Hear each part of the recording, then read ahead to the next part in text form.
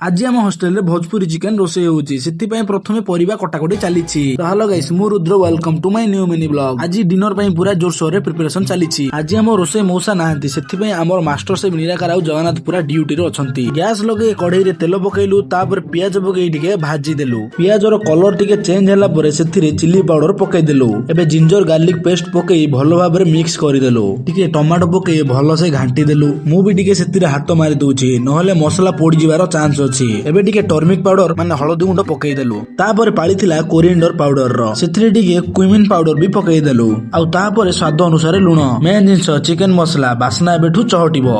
एबे हमर chicken पकेइबार time आसी गला।